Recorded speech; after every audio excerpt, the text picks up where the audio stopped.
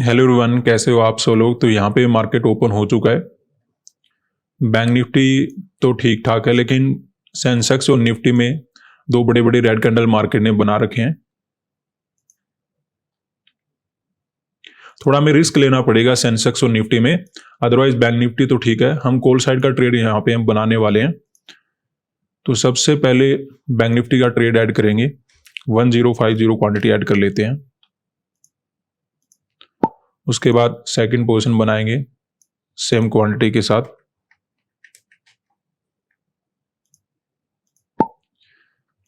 Sensex में add कर लेते हैं 840 क्वांटिटी और निफ्टी में ऐड कर लेते हैं 1275 क्वांटिटी। तो अभी अपनी ट्रेड में कुछ लॉस मार्केट के अंदर नजर आ रहा है। बात करते हैं कि यहाँ पे हमने बाइंग क्यों किया है। अब देखिए, बैंक निफ्टी के चार्ट को अगर आप देखोगे तो आपको क्या नजर आएगा कि एक अच्छा सेलिंग मार्केट के अंदर हमें नजर आ रहा है। ठीक है, तो अपर साइड के सेलर को तो हम टारगेट नहीं बना रहे क्योंकि वो तो अच्छे प्रॉफिट में आ गए होंगे। लेकिन जब मार्केट ने ब्रेकडाउन किया होगा, कंटिन्यू सेलिंग किया होगा, तो यहाँ पे सेलर मार्केट के अंदर बैठे होंगे। जब रिजेक्शन आया होगा, यहाँ पे सेलर मार्केट के अंदर बैठे होंगे, यहाँ पे सेलर मार्केट के अंदर बैठे होंगे। तो ये सेलर हमारे लिए इंपॉर्टेंट हो सकते हैं, इनको हम टारगेट बनाना चाहते हैं।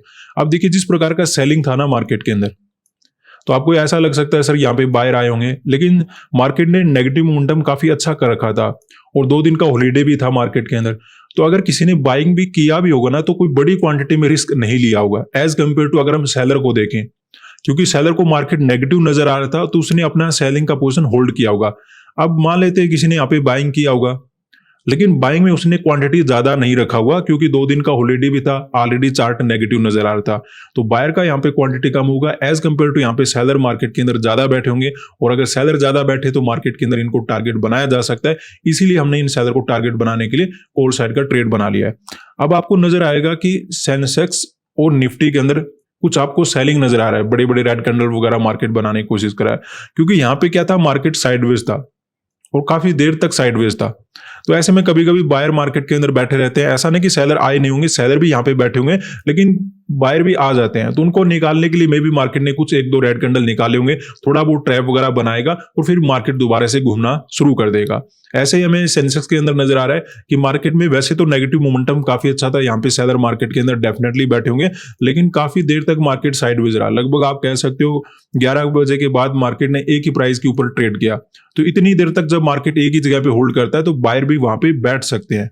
तो ऐसे में थोड़ा बहुत उनको निकालेगा और जब वो निकल जाएंगे उसके बाद जब नए सेलर ऐड हो जाएंगे, ऑलरेडी सेलिंग करके यहाँ पे बैठे हैं, उनको टारगेट बनाने के लिए मार्केट में रिवर्सल वगैरह हमें देखने को मिल जाएगा। ऐसा एक्सपेक्टेड करते हुए मार्केट के अंदर हमने कॉल साइड का ट्रेड बनाया। हाँ, थोड़ा मुझे रिस्क तो नजर आ रहा है। देखिए, गिरता हुआ मार्केट कितना और गिर जाए उसका क्या पता होता है, लेकिन एसएल हंटिंग के अकॉर्डिंग तो ऐसे ही काम होता है कि मार्केट के अंदर भले ही कैसा भी कैंडल बन रहा हो, लेकिन अगर आपको एसएल अपर साइड नजर आ रहे हैं फिर उनको ही टारगेट हमें बनाना पड़ता है। अगर ये ज्यादा सेलिंग हो जाएगा, फिर डिस्टेंस ज्यादा हो जाएगा, फिर हमारे लिए समस्या बढ़ सकती है।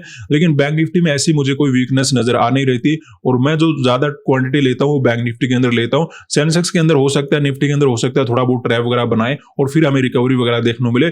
बैंक निफ्टी ऑलरेडी हमें ऑलमोस्ट अपने आप को होल्ड करता हुआ नजर आ रहा है। तो थोड़ा बहुत मार्केट के अंदर क्या होगा, हमें परेशानी तो देखने को मिलेगी, टाइम थोड़ा बहुत लग सकता है, लेकिन नेट में हमें अपसाइड वगैरह का मोमेंटम ज्यादा देखने को मिलेगा, जहां पे इन सेलर को हम टारगेट मार्केट के अंदर बना पाएंगे। अब क्योंकि सेंसेक्स और निफ्टी में एक ही प्राइस के ऊपर काफी देर तक प्राइस ने होल्ड किया था, तो हो सकता है वहां पे बायर वगैरह थोड़े बैठ गए होंगे, उनको मे भी मार्केट निकालने के लिए नीचे जाने की कोशिश कराए। फिर भी देखिए, अगर नेट में ज्यादा ही गिरावट हो जाता है तो लॉस वगैरह लेकर हम जाएंगे लिमिट के अकॉर्डिंग, अदरवाइज प्रॉफिट बनने के चांसेस काफी ज्यादा यहाँ पे रहने वाले। अभी यहाँ पे वेट करेंगे, देखते हैं क्या होता है। लॉस वगैरह में ठीक ठाक नजर आ रहा है। तो यहाँ पे अपनी ट्रेड में कुछ लॉस कम होना तो शुरू हुआ है। बैंक निफ्टी तो ठीक है, पहले भी ठीक था। सेंसेक्स और निफ्टी में कुछ ग्रीन कैंडल बने हैं, तो देखते हैं अगर ये एक अच्छा रिवर्सल अगर बन जाता है तो हमारे लिए बेटर रहेगा, क्योंकि अभी तो टाइम ज्यादा नहीं हुआ है। अगर ये टाइम वगैरह स्पेंड कर देता है उसके बाद अगर रिकवरी भी होता है तो फिर ऑप्शन बाइंग में इतना बेनिफिट मिलता नहीं, लेकिन अगर टाइमली रिकवरी हो जाए तो इतना ज्यादा प्रॉब्लम होता नहीं। लॉस वगैरह कम होना शुरू हो चुका है। एक्सपेक्टेड करेंगे मार्केट के अंदर हम कुछ प्रॉफिट वगैरह बना पाए, वेट करते हैं। तो यहाँ पे अपनी ट्रेड में कुछ प्रॉफिट नजर आना शुरू हो चुका है। सेंसेक्स और निफ्टी तो थोड़ा बहुत लॉस वगैरह देने की कोशिश कर रहे हैं, लेकिन बैंक निफ्टी में ठीक ठाक रिकवरी होना शुरू हो चुका है और सेंसेक्स और निफ्टी में भी एक छोटा मोटा रिट्रेसमेंट आया हुआ है। अभी पॉजिटिव जोन में तो नहीं है निफ्टी और सेंसेक्स, लेकिन हाँ रिकवरी करे तो मे भी हम बच जाए और एक ठीक ठाक प्रॉफिट बनाने का हमें नेट में मौका मिल जाए। तो देखते हैं क्या होता है। अभी तो हमें कुछ रिकवरी मार्केट के अंदर नजर आ रहा है। तो यहाँ पे अपना ट्रेड हम कट कर लेते हैं, काफी अच्छा अपना प्रॉफिट हो चुका है, इससे ज्यादा हम लालच नहीं करेंगे। तो ओवरऑल काफी अच्छा मोमेंटम रहा अपना, स्पेशली बैंक निफ्टी में रिकवरी काफी ठीक मिल गया हमें। सेंसेक्स और निफ्टी ने भी एक ठीक ठाक रिट्रेसमेंट दे दिया। जिस प्रकार का ये सेलिंग चला गया था, रिस्क अपना काफी बढ़ चुका था, लेकिन हमें एक बात तो क्लियर नजर आ रही थी कि निफ्टी और सेंसेक्स अगर दो इंडेक्स में सेलिंग चलता रहेगा तो बैंक निफ्टी के अंदर रिकवरी कन्फर्म है कि प्रोबेबिलिटी काफी ज्यादा होती है कि रिकवरी हो जाएगा। क्योंकि जब दो इंडेक्स तेजी से गिरते हैं और एक इंडेक्स अगर पीछे रह जाता है, वो या तो घूमता है या फिर साइडवेज रखकर अपने आप को होल्ड करता है, गिरता नहीं है।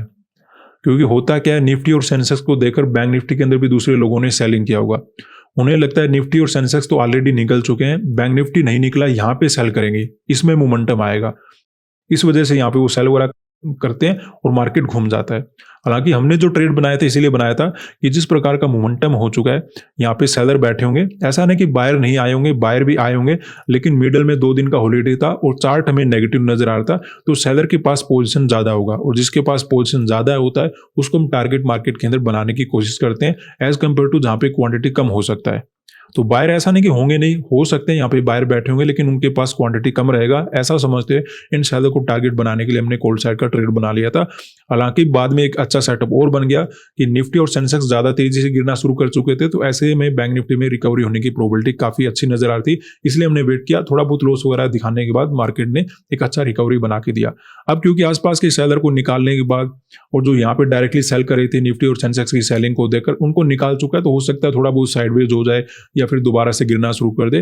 तो वैसे में हम रिस्क मार्केट के अंदर क्यों रखें? क्योंकि होता क्या है कि जिस प्रकार का निफ्टी और सेंसेक्स में सेलिंग नजर आ रहा है, काफी खतरनाक मार्केट है ये। क्योंकि सेलिंग होने के बाद एक रिट्रेसमेंट दिया, फिर से अगर गिरना शुरू कर देगा तो हम कहीं के नहीं रहेंगे। तो इसलिए हमें जैसे भी अच्छा प्रॉफिट नजर आया निकल गए।